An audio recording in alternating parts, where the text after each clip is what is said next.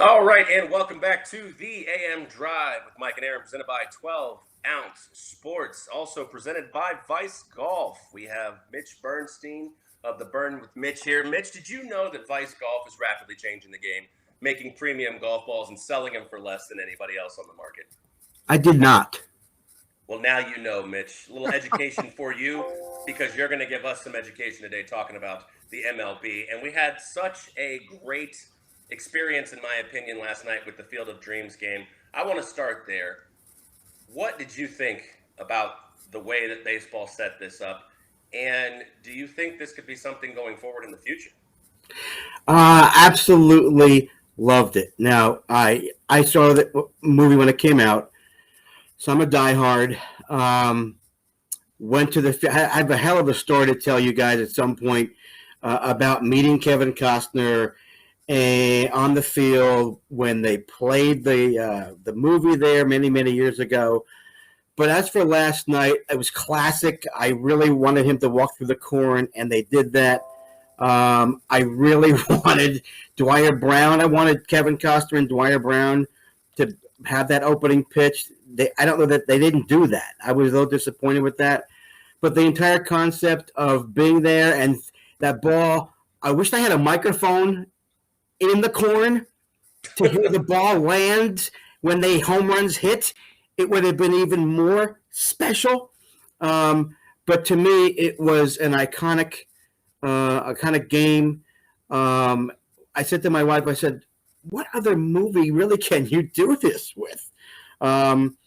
So I really loved it. And I believe there will be more. Some people are saying, Melanie Newman, I think from Baltimore, she said they shouldn't have any more because this was really special and it's going to lose some of the glamour. And I disagree. I think it should be a tradition.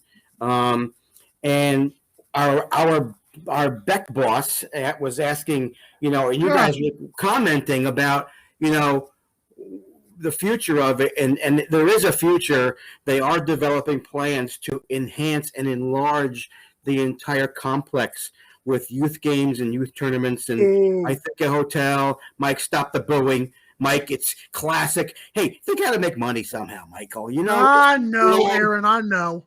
But Mike, why are you booing? I want to know why you're booing. Because I feel like it's a perfect, every year I want this to happen.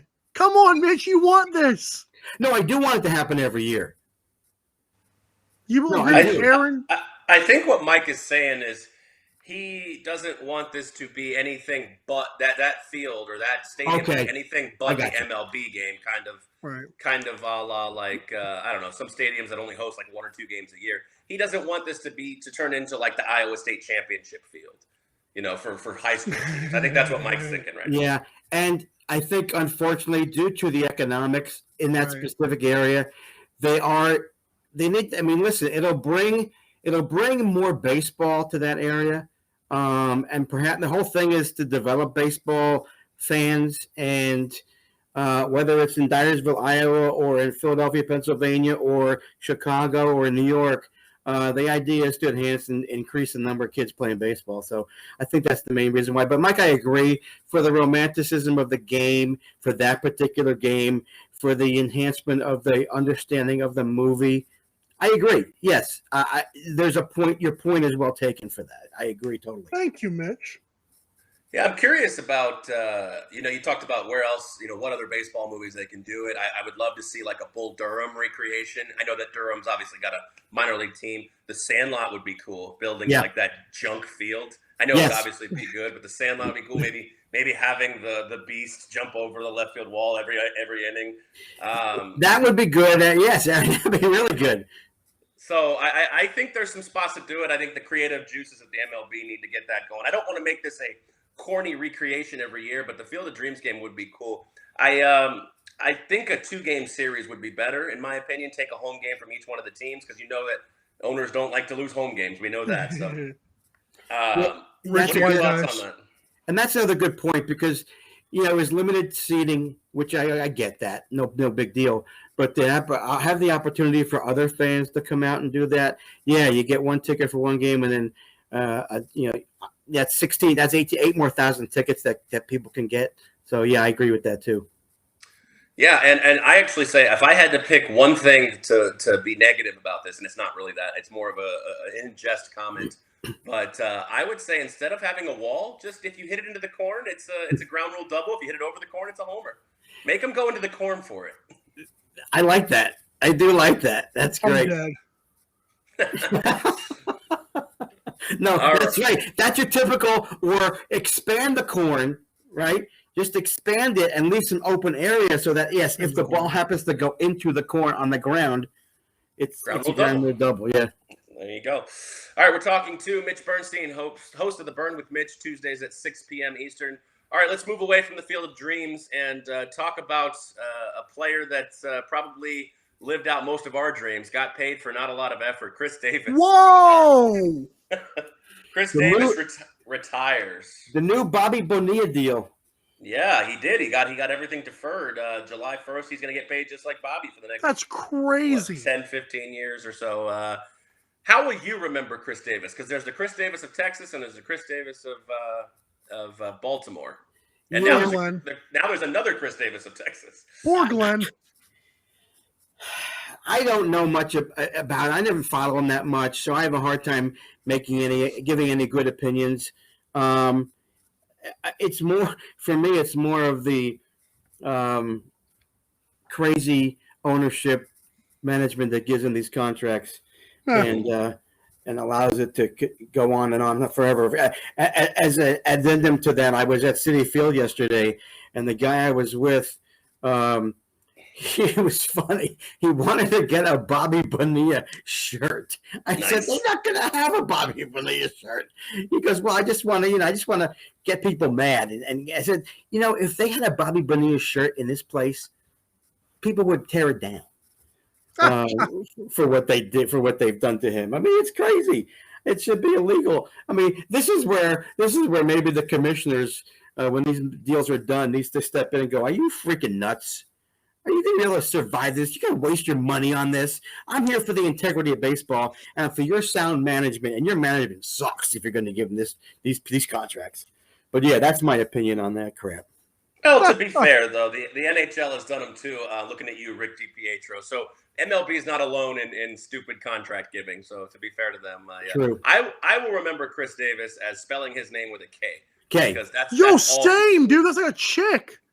That's you're talking about. I'm saying this Chris Davis should spell his name with a K because that's all he did: home run or strikeout. That's very good, Aaron. I like the way you put that together.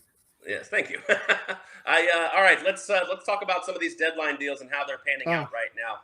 Obviously, the Dodgers, Max Scherzer and Trey Turner. What are we looking at here as they try to catch Los Gigantes in the NL West? Yeah, I think eventually that is going to reap benefits for them. Listen, how can you beat Max Scherzer with his history? And, Turner, he's kind of a Phillies killer. So, I'm so glad he's out of the damn division. And he's a good player, man. He's clutch. He can hit. He can run. It can't do anything but help this team get past the Giants. If anybody is, I don't think the Padres are now.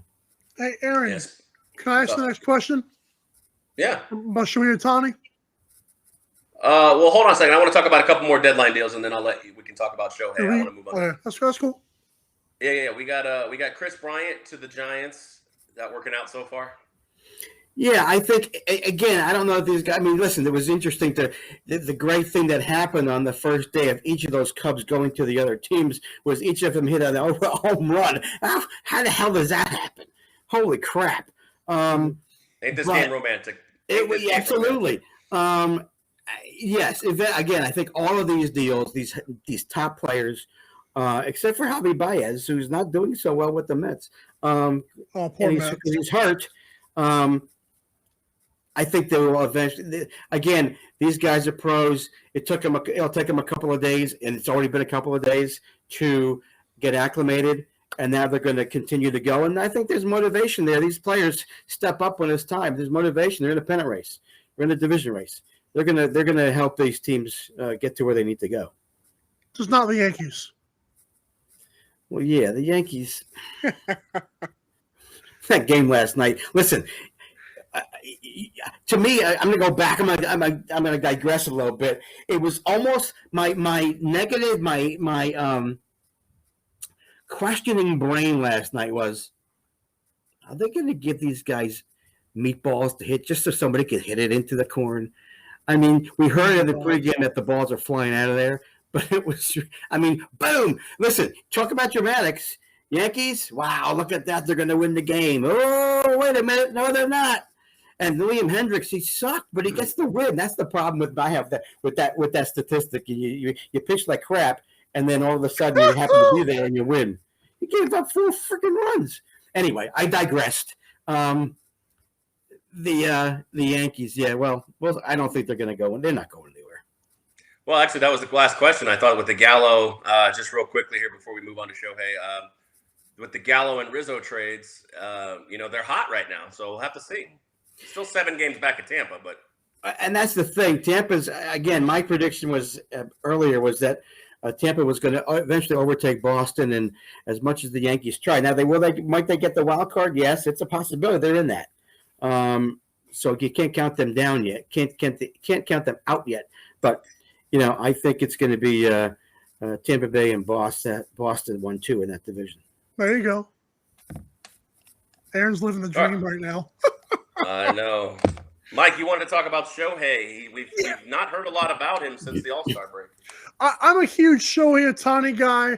I feel like he's the next Yao Ming in terms of he's from China, right? Or is he Japan?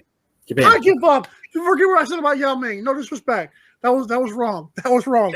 They can still be of the Asian. But the Asian Pacific, yes. So Shohei Ohtani is obviously stuck with the Angels, like Mike Trout, who's injured, is stuck with the Angels. Do you believe? By choice, Mike Trout stuck with the Angels. Yes, because he's like Connor. He's like me. I'm stuck with mediocrity. I don't want to sell myself. With Shohei Ohtani, do you believe that he should move on from the Angels? Or you think he should stick it out and be like a good old, classic player? Tough question because, I'm not out there. I don't know a lot about himself. And, I think like any ball player, he wants to win a World Series, wants to win a championship. I think there will be a time when his contract is up, and I don't know when that is, that his agent and he will have to talk and say, listen, what do you want to do? Is there a personal issue with going to a different team and having to, as these other major league players have done? Is that transition harder because he's from Japan and doesn't speak English? I don't know. Well, He's got a comfort zone in LA. Is that a big deal for the foreign player who coming over? I don't know. But if it just so gut feeling is you're seeing this team.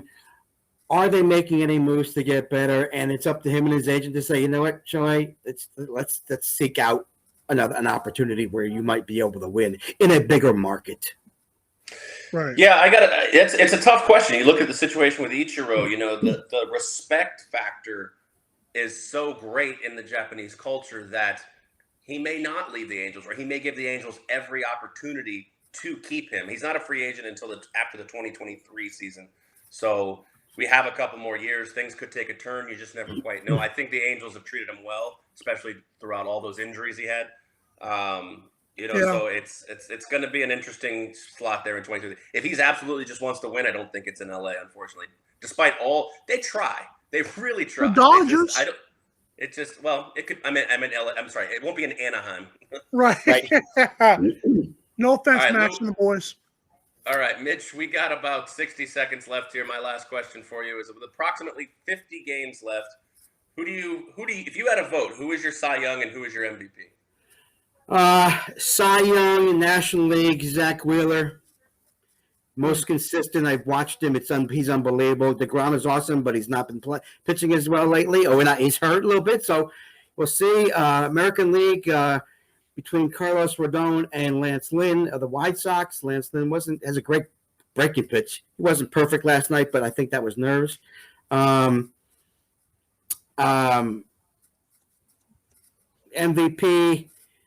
could be Harper, could be Soto if he gets hot. Tatis's hurt. Don't know how that's going to hurt him. And Max Muncy and Trey Turner are in the mix.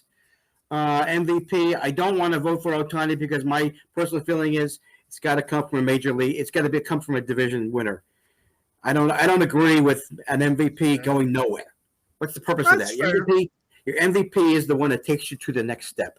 So that's Vlad Guerrero or in the American League or Carlos Correa. Well, you look at Vlad Guerrero, and there's a chance they may not be there either. That's true, but right now, possibility. Correct. Yeah. Soto gets hot. It's Soto, Harper, Max Muncy, Trey Turner are my top four for the National League. All right, it's Mitch Bernstein, host of the Bern with Mitch, Tuesdays at 6 p.m. Eastern. Incredible stories, incredible tales he puts on there on his show. Mitch, thank you for taking the time out of your busy schedule to join us this Friday morning, and we'll catch you back when playoffs start. Great, guys. Thanks for having me. I really appreciate it. Have a great show. Thanks.